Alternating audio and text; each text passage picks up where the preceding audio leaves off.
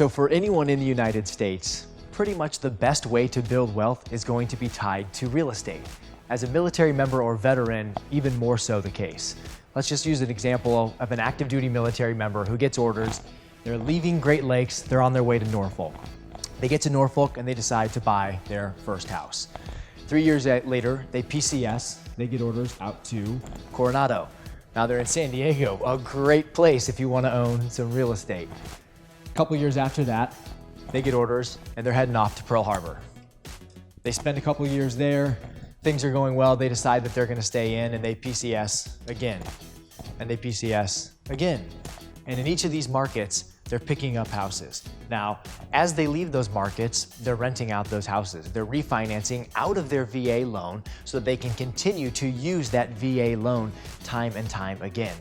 Over the course of a military career, you have the ability to create millions of dollars of real estate for yourself, plus a substantial passive income from being able to rent out those properties.